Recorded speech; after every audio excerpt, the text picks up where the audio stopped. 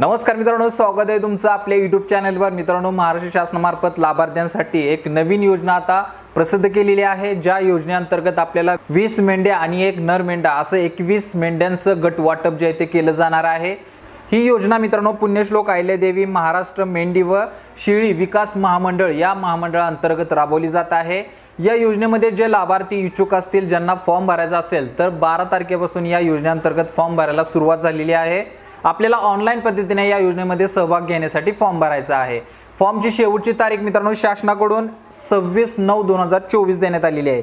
म्हणजे मित्रांनो अतिशय कमी कालावधी असणार आहे। आज जवळजवळ 22/9/2024 तारीख आहे। फक्त 4 दिवसांमध्ये आपल्याला या योजनेसाठी फॉर्म भरायचा आहे।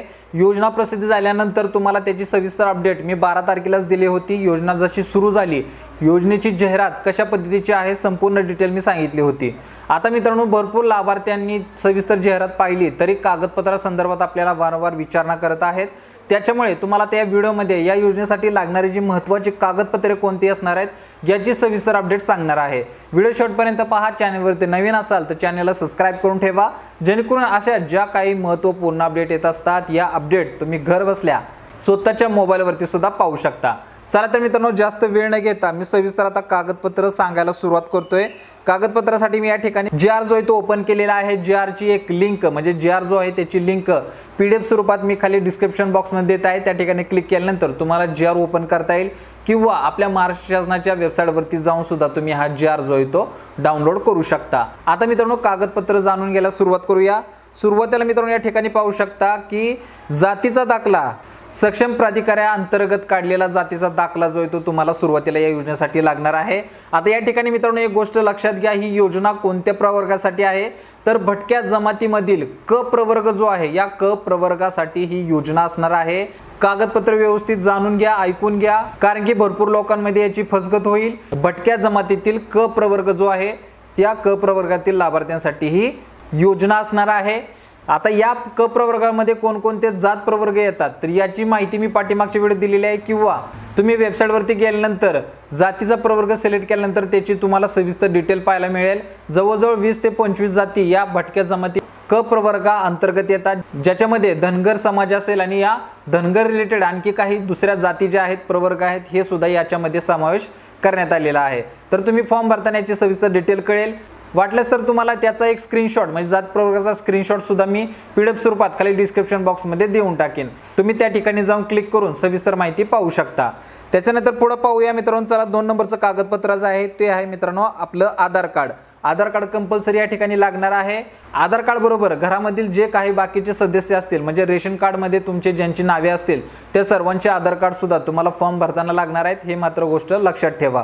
त्याच्यानंतर पुढे पहा 3 नंबरला आहे रेशन कार्ड। रेशन कार्ड मित्रांनो या ठिकाणी जोडावं लागणार आहे आणि रेशन कार्ड मधील फक्त आणि फक्त एकाच लाभार्थ्याला या योजनेचा लाभ जो आहे तो घेता येणार आहे, ही मात्र गोष्ट लक्षात ठेवा।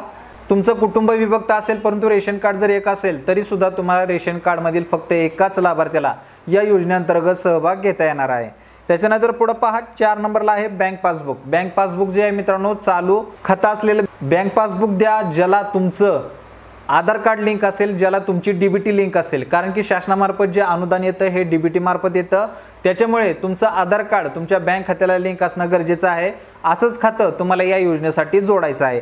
त्याच्यानंतर पुढे पहा मित्रांनो परसा तेल कुक्कुटपालनासाठी अर्जदाराकडे स्वतःची पुरेशी जागा असल्याबाबत। आता मित्रांनो याच्यामध्ये शेळ्या मेंढ्याबरोबर कुक्कुटपालनाचं सुद्धा प्रकरण सुटलेलं आहे, त्याची सविस्तर माहिती मी उद्याच्या व्हिडिओत देत आहे, जेणेकरून तुम्हाला फॉर्म भरताना अडचण येऊ नये। आता मित्रांनो याच्यामध्ये तुम्हाला शेळ्या मेंढ्या ज्या असतील, शेळ्या मेंढ्यांसाठी तुम्हाला हा पशुविकास अधिकारी जे असतील यांचं प्रमाणपत्र सुद्धा जोडायचं आहे। त्याचा नमुना सुद्धा मित्रांनो जीआर मध्ये देण्यात आलेला आहे। जीआर तुम्ही डाउनलोड केल्यानंतर त्याचे बंद पत्र जे आहे ते तुम्हाला त्या ठिकाणाहून प्रिंट करता येणार आहे, तर ते बंद पत्र सुद्धा तुम्हाला अपलोड करताना लागणार आहे। त्याची एक प्रत तुम्हाला इथं पाहायला मिळेल, स्क्रीनशॉट मी देत आहे, आणि त्याचबरोबर जीआर डाउनलोड केल्यानंतर सुद्धा तुम्हाला त्याच्यामधून प्रिंट काढता येणार आहे। त्याच्यानंतर पुढे घ्या मित्रांनो, पुढे आहे आपत्य स्वघोषणापत्र। तर आपत्याचं स्वघोषणापत्र जे आहे हे सुद्धा मित्रांनो साधं सोपं आहे, ते तुम्हाला जीआर मध्ये पाहायला मिळेल। ते बंदपत्र सुद्धा तुम्हाला इथं स्क्रीनशॉट देत आहे, या पद्धतीचं तुम्हाला जीआर मधून डाउनलोड करून प्रिंट करून घ्यायचं आहे। त्यानंतर पुढे आहे स्वघोषणापत्र। स्वघोषणापत्र सुद्धा मित्रांनो जीआर मध्ये आहे, त्याचं बंदपत्र म्हणजे त्याचा फॉर्मॅट आपल्याला खाली जीआर मध्ये दिलेला आहे तो प्रिंट करून घ्या। त्याची प्रत इथं तुम्हाला स्क्रीनशॉटमध्ये पाहायला मिळेल। या पद्धतीचं ते बंधपत्र आहे।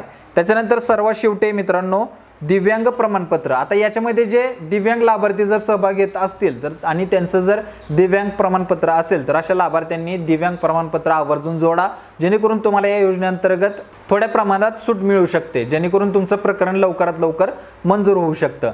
तर ही मित्रांनो चालू घडीला झाली कागदपत्राची संपूर्ण प्रोसेस। जे लाभार्थी या योजनेअंतर्गत सहभाग घेऊ इच्छितात, ज्यांना याच्यामध्ये फॉर्म भरायचा असेल तर अशा लाभार्थ्यांनी लवकरात लवकर ऑनलाईन पद्धतीने कागदपत्र आपली संपूर्ण गोळा करून ऑनलाईन पद्धतीने फॉर्म भरायचा आहे। फॉर्म कसा भरायचा याची सविस्तर डिटेल मी पाठीमागची व्हिडिओ दिलेली आहे, लिंक डिस्क्रिप्शन बॉक्समध्ये पाहायला मिळेल। जाहिराती संदर्भात सुद्धा सविस्तर व्हिडिओ बनवलेला आहे, तो सुद्धा तुम्ही पाहू शकता। चॅनलवरती मित्रांनो आपण वारंवार अशा ज्या काही शासनाच्या योजना येतात याची सविस्तर डिटेल, सविस्तर अपडेट वेळच्या वेळी तुम्हाला पाहायला मिळते। त्याच्यामुळे चॅनलवरती जर नवीन असेल तर सबस्क्राईब करायचं विसरू नका। अशाच महत्त्वपूर्ण अपडेट घरी बसल्या मोबाईलवरती पाहू शकाल। आपण व्हिडिओ पाहिला असेल तर आपल्या मित्रांना नक्की शेअर करा, जेणेकरून त्यांना सुद्धा जर प्रकरण करायचं असेल तर लवकरात लवकर कागदपत्राची पूर्तता करून ते ऑनलाईन पद्धतीने फॉर्म भरतील। चला तर भेटू पुढच्या व्हिडिओमध्ये नवीन अपडेटसह, नवीन माहितीसह। तोपर्यंत धन्यवाद।